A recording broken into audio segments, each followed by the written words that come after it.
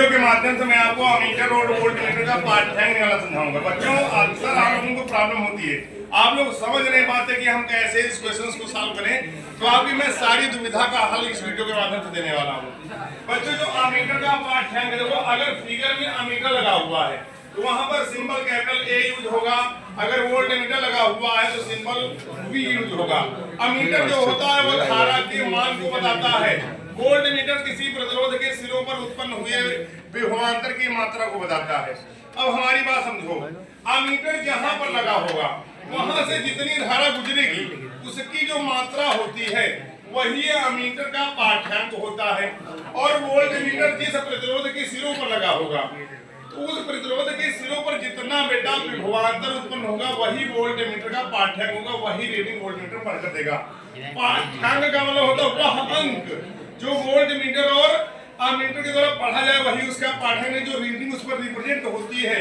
क्योंकि जो हमारा अमीटर होगा वहां पर जो रीडिंग होगी वो एम्पियर में रिप्रेजेंट होगी। किसमें रिप्रेजेंट होगी बेटा? एम्पियर में। और वोल्टमीटर में वोल्ट में वो रीडिंग रिप्रेजेंट होगी। चलिए हम आज यही पर बात कर लेते हैं कि सबसे पहले अगर हमें यहाँ पर देखें कि हमें निकालना है अमीटर का पाठ्यांक। क्या निकालना है? अमीटर का पाठ्यांक। हमारी बात को समझो, अमीटर का पाठ्यांक का सीधा सीधा यही मतलब है कि अमीटर से जितनी धारा प्रवाही होती है वही होता है अमीटर का पाठ्यांक।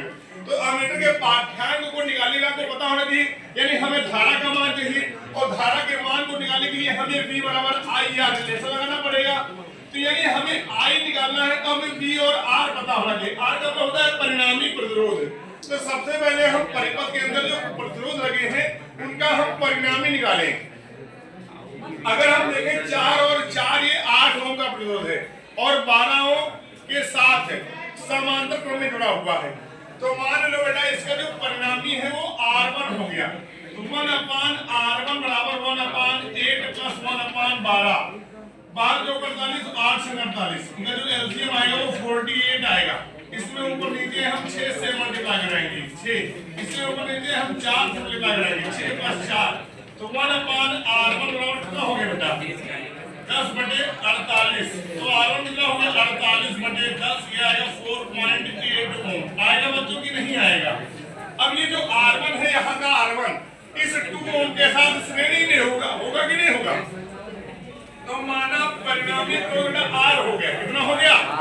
अब R में जो है R1 + 2 ये दोनों श्रेणी में हो जाएंगे तो 4.8 + 2 कितना आएगा? 6.8 ओम। अब ये आ गया परिणामी प्रतिरोध। अब हमारी बात है, परिणामी प्रतिरोध निकालने के बाद सबसे पहले हम कुल धारा निकालेंगे। क्या निकालेंगे बच्चों? कुल धारा निकालेंगे, जिसको बच्चों हम क्या रहे समझ में आ रहा होगा सभी को। तो कुल धारा के लिए क्या करोगे? अब यहाँ पर V बराबर IR लगाओ रिलेशन। कुल विभवांतर 8 लगा हुआ है, I निकालना है। कुल प्रतिरोध 6.8 आया है, काटोगे कितना आएगा? 10। तो I बराबर 10 एम्पियर। ये बच्चों कुल धारा आई। क्या ये बच्चों? कुल धारा आई। अब हमारी बात समझो, ये जो धारा है बेटा प्लस से इधर की तरफ जाएगी और इस बिंदु पर पहुंचेगी और इस बिंदु का नाम A है। यहाँ पर ये पहुंचने के बाद ये दो भागों में डिवाइड होगी। एक पार्ट मान लो इसका I1 हो गया, एक पार्ट इसका मान लो I2 हो गया। अब आप देख रहे हैं कि I का एक ही पार्ट ऊपर से जा रहा है, वो अमीटर कहाँ लगा हुआ? ऊपर की तरफ लगा हुआ है। तो यानी अमीटर से I1 धारा गुजरेगी, I2 धारा नहीं गुजरेगी, यानी कुल धारा अमीटर से नहीं गुजर रही है। तो अगर हम I1 की वैल्यू निकाल लें तो वही I1 की वैल्यू, वही I1 की मात्रा अमीटर का पाठ्यांक होगा।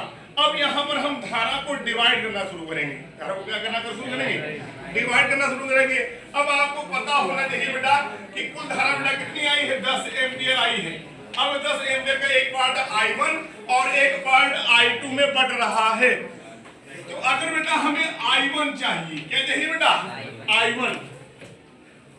तो जो कुल धारा आई है उसे हमें I1 के जो विपरीत में प्रतिरोध लगा हुआ है उससे मल्टीप्लाई करना होगा और दोनों प्रतिरोधों के योग से डिवाइड करना होगा। देखो 4 4 8 12 20, यानी 8 + 12 तो इससे होगा I की वैल्यू कितनी आई बेटा? 10।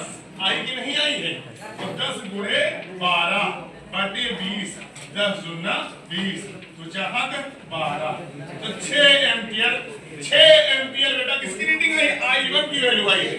और I1 बेटा क्या है, अमीटर से गुजर रही है, और यही 6 एम्पीयर क्या है, अमीटर का पाठ्यांक, अमीटर का पाठ्यांक है।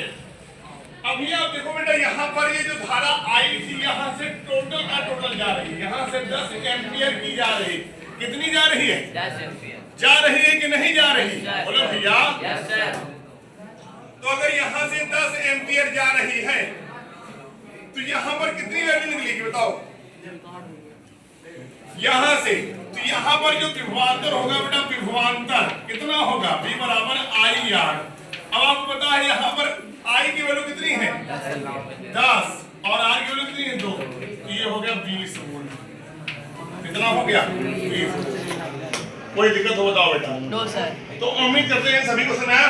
और यही 20 वोल्ट क्या होगा?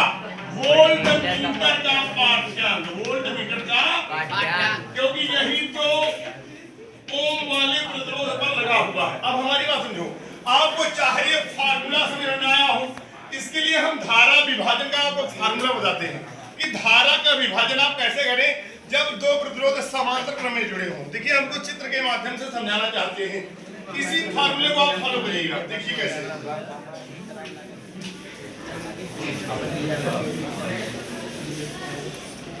अगर हम यहाँ पर दो प्रतिरोध बेटा जोड़ लेते हैं समांतर क्रम में, मान लो ये R1 है और ये बेटा R2, क्या है बेटा? R2। यहाँ से धारा I आई है और धारा I दो भागों में I1 और I2 में डिवाइड हो रही है। अगर हम I1 का मान निकालना चाहें तो I को बेटा हम क्या करेंगे? R2 से मल्टीप्लाई करेंगे अपान R1 प्लस R2 करेंगे। समझ रहे हो नहीं समझ रहे? और अगर हम I1 निकालना चाह रहे हैं तो I2 निकालना चाह रहे हैं तो I को हम R1 से मल्टीप्लाई करेंगे और उन दोनों की योग से डिवाइड कर देंगे। तो इस तरह से हमें धारा विभाजन का सूत्र पता चल जाएगा। तो उम्मीद करते हैं आपने इस वीडियो के माध्यम से बहुत कुछ सीखा होगा। धन्यवाद।